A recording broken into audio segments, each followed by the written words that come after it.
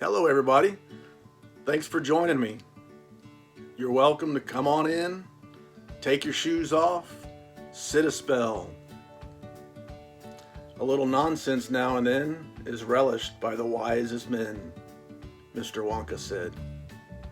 What I'm here to talk about today is an actual set of books that I did a video on a few months ago.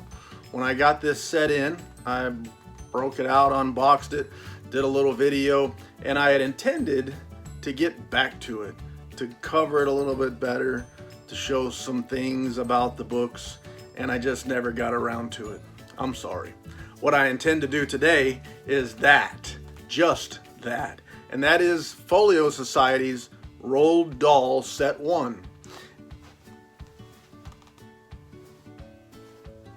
So without further ado, let's take a look.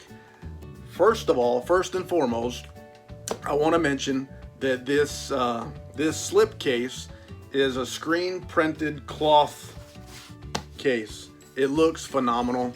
As you see here, we got apropos artwork screen printed on our cloth, and the books themselves are screen printed cloth bound. So in the beginning there was some confusion as to what was on them, stickers, whatever, but screen printed. One of the things that I didn't do in the first video that I actually wanted to do was to go through the books and show off some of Quentin Blake's black and white original artwork that's included. So let's take that opportunity now. The reason that I'm bringing this set back up is that Folio Society has set number 2 that's available right now. And I figured before we got too deep into Folio Society Roald Dahl sets, who knows how far they're gonna go, I ought to break into some of these and show you what we got. So to be real, completely honest with you, the reason I bought this set in the beginning, the reason I wanted it was for this book, Charlie and the Chocolate Factory. If somebody is going to be a fan of Roald Dahl, there's a very good chance that this might be the one that gets them there, that gets them into it. And again, illustrated by Quentin Blake. There's our cover, and there's our spine. This book, I love it. When I originally saw the pictures on the Folio Society's website, when they announced it, I bought it just as fast as I possibly could. But I wasn't really sure if I was gonna like what I got. When these books came in, this cloth binding, the screen printing, the Quentin Blake artwork, it looks like a classic form of a children's book. So on the covers of these books, the original black and white type of an artwork with a little bit of color added. The illustrations inside, the interior illustrations, are black and white, like original. The end papers have a metallic sort of finish on them, and we'll look at each one in the set as we go, and I'll try to show you as best I can the artwork. And there's the bucket house. The whole of this family, the 6 grown-ups, count them, and little Charlie Bucket live together in a small wooden house on the edge of a great town. So Quentin Blake's artwork, we're seeing that these books have a lot of it in there, and it's just a matter of me being able to find it on camera so I can show you. There's some more of our tremendous artwork. What I like about these stories is if you get enough artwork, you can almost tell the story through the illustrations, and that's one of the very neat things about children's books that I forgot. When I was a kid, I liked some of these books because I liked a lot of the pictures. Pictures meant less reading, and you could kind of find the story through illustrations.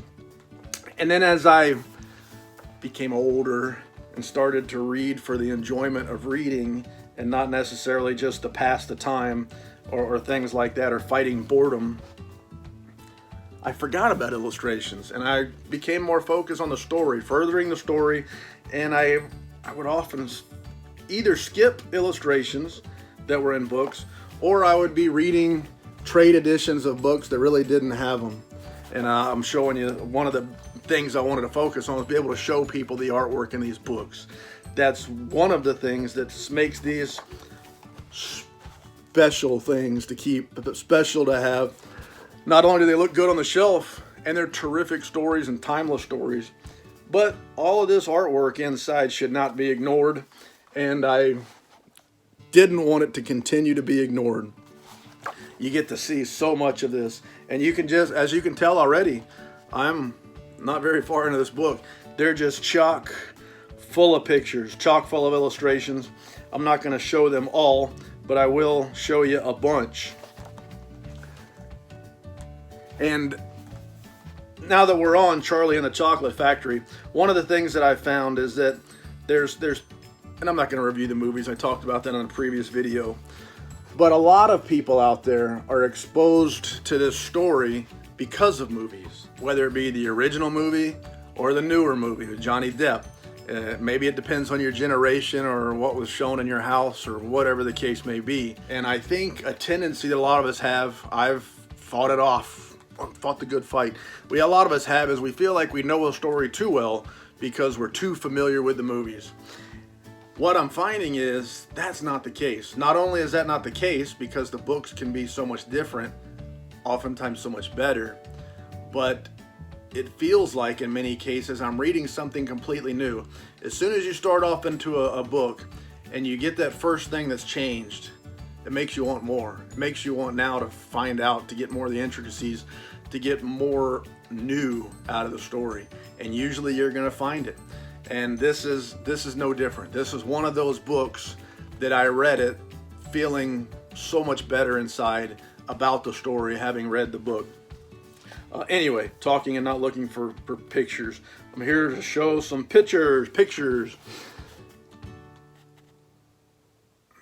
So if you've watched the movies and you've never read the book, do yourself a favor.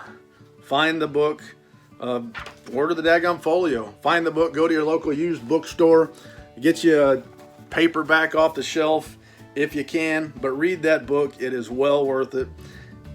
I do love the movies. I like the Gene Wilder version. I like it a lot. I love that movie. The newer one with Johnny Depp, I like it too. Not as much, but I like it too.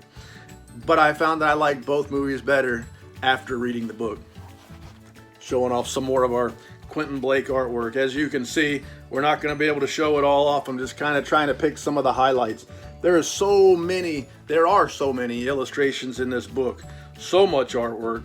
I would think almost it took more time to draw the pictures than it did to write the story. I really like that one.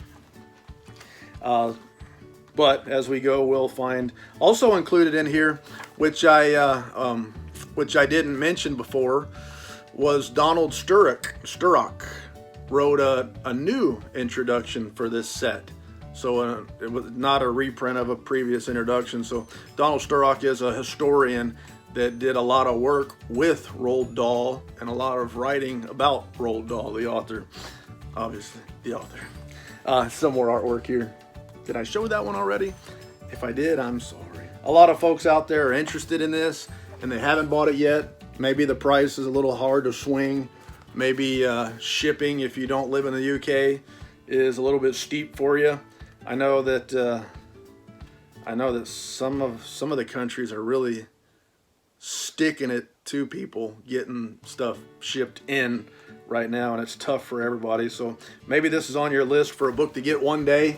Maybe you're waiting for the right opportunity. I'm an opportunist when it comes to buying. Sometimes I don't want to buy something up front. I want to wait around for the right price to come in. And I'm sure there's some of you out there waiting for the opportunity, the cash, the price, all that stuff to line up like the stars so you can get the book that you wanted. And I keep saying I'm not going to show it all. I have skipped some, but there's just so many daggum pictures in here that I love. I hate passing them up. We still got 2 more books here. You okay? You want to stay? If you need to go, just let me know. Let's see. We'll look at, we'll pick one more picture from this book to show before I move on. There we go, the magic elevator crashed through the bucket house.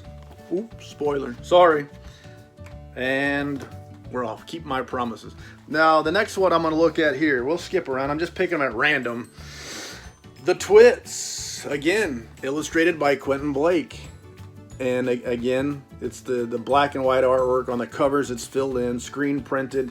They look so good, so good. Not only the cloth binding, but if you see that shininess, that the art looks great.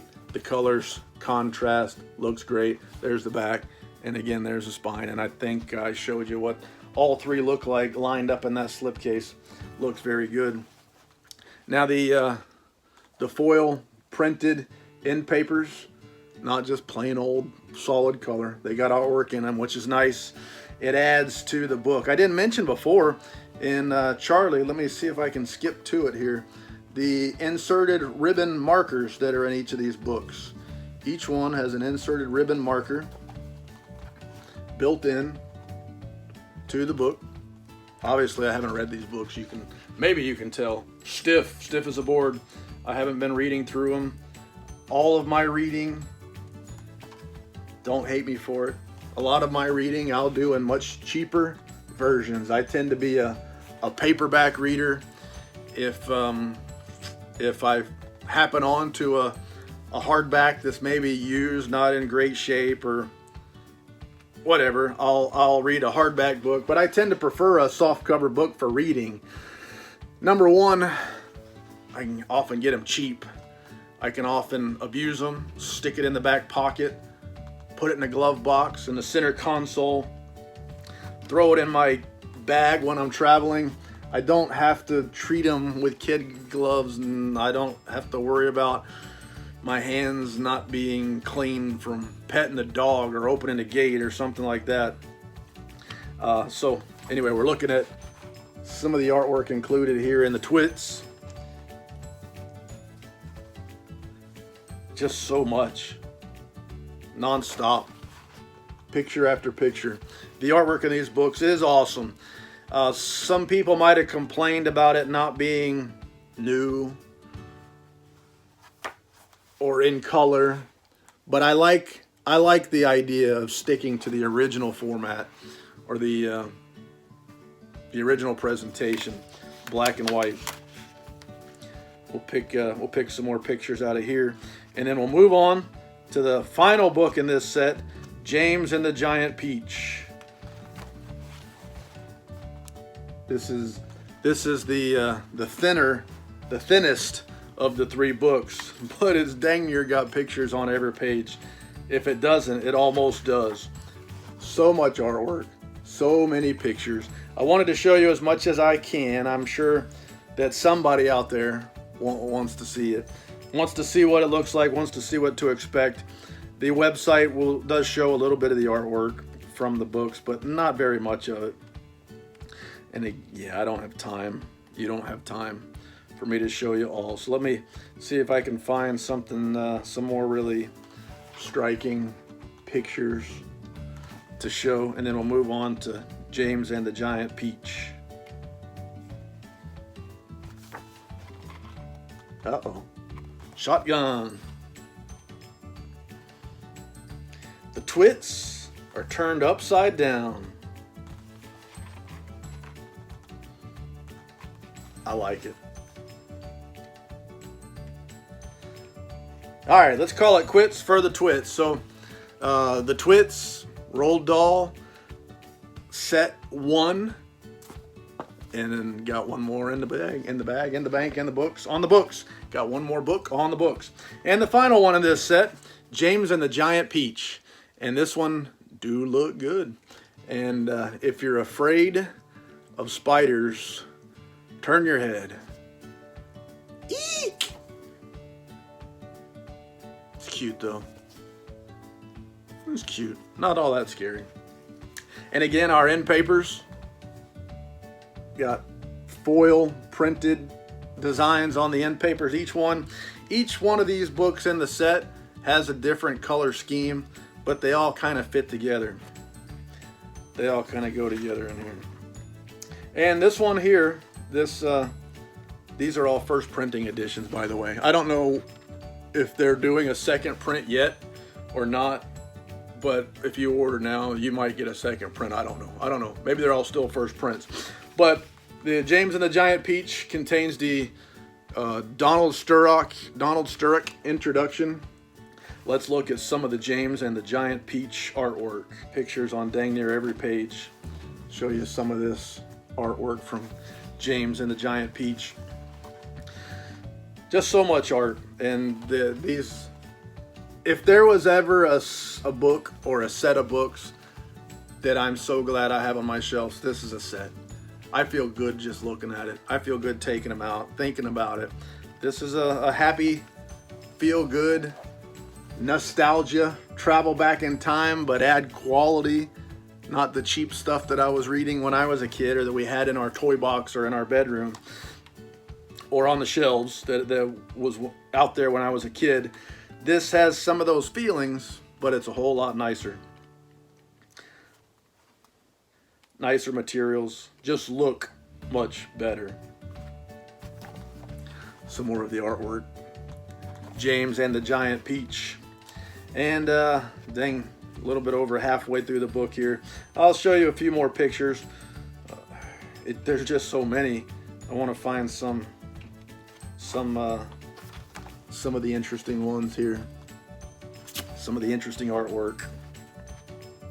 I got just a few more. Needless to say, this was a set that I think I said I almost thought twice about it. I bought it right away, but when it came out, I started thinking, is that really what I want? Is it really going to be good? And trust me, I assure you, I don't do a whole lot of vouching, but I assure you, these things are a lot better in person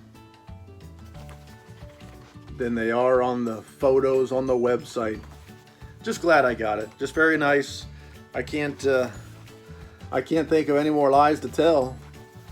That's my story in regards to this set. Most of it's true. One more for you. C'est la vie, baby.